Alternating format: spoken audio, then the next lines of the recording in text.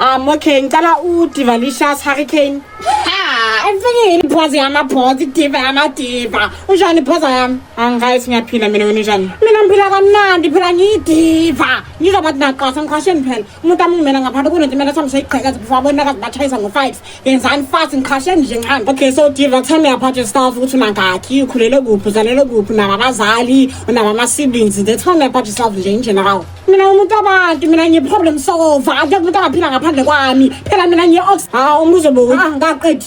Kala ukuthi nje mina ngishwele kamje mina ngizwanga nje mina nendelelo. Yini abantu aningibizela lapho le interview not the other way around. Kala ukuthi nje mina ngijwayele nje kama sungani wakho.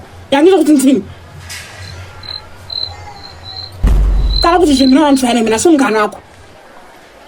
As I was saying, mina ngiphatha kona oxygen ke mina ngakhulisa sinye isidawa kwanisa lapha eKasi baba nje yena useless ake into nje akwazi ukuyenza nginomunye isisi kanti igama lakho ubaba igirl ulantana la uyisicefe homa sidlenge abafana ngathi vaslapha emanzi mangatshela isecret yena oba nama-abortion ayi-9 in 2 months namanga ngiyatshela ibhayisikili nje wonke umuntu lapha eKasi kwamgibela mshana mawakho yamazi.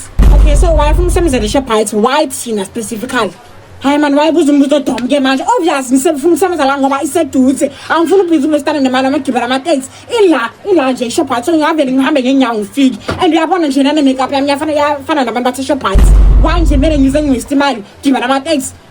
Ngisebenza la ngoba iseduze. And i-makeup yami ithi i-Shoprite. Yangizwa ukuthi ngithini? Ayikho enye reason ufuna ukusebenza nathi nje, any reason at all. Hayi bo, obviously manje ngoba i-Shoprite inomgosi. Indaba zamala. Yo, umuntu ufuna ukusebenza la ngoba bayazi ukuthi kunomgosi. La kunenkinga negossip khona ngiyalandela. uNkulunkulu washo thou shalt gossip. Okay, so isitoko sivela ngo-6 AM ekuseni. Asibafuna abantu abalate so uzokwazi ukufika ngesikhathi. Obviously uzodipenda ukuthi ngibhadala malini every day. Umuntu nomuntu okhona ama-NCC asibhadala every day isalahle phela le. Ngiphambene. Ngeke ngisebenza kangakhona ukuthi ngizokubhadala kayi-1 month a month. So ngitshela ukuthi if ngiyawuthola lo msebenzi ngizongibhadala ngoMarch 28 days zonke ngisebenze ngizokubhadala kayi-1. Yebo usebenza kanjalo vele umsebenzi phela lo. Ngizongibhadala malini? Angeke-accept anything under 10,000 ke mina. Diva, umuntu nomuntu ohola 4,000 ngisho nama-security ahola 4,000. Awude awufuna lo msebenzi awufuni. Baningi phela abantu abafuna lo msebenzi. Ngithe I accept anything under 10,000 rand. I need to say, usually 6.5. Ngiyayifuna ibona some month end. Okay, so last question. Ubahendisha kanjani ama-road customers? Ngivuthuza ngenye ibhatha check uzofila ngathi uyasha. Ngiyakubona jona idiva ke namasima kodwa yaqhubeka kuyaphila. Ngimele lezo ngizama. Ngimele nje.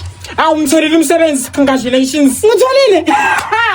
Awudivakela kaluzi. Ngaqala kusasa ngo-6 AM sharp. Ucela ukuthi ungabi late ne. Sasa ngivuka ngo-8 ngisayedaka khona manje nje ngiyakwazi ukufika la ngo-6. I am a diva.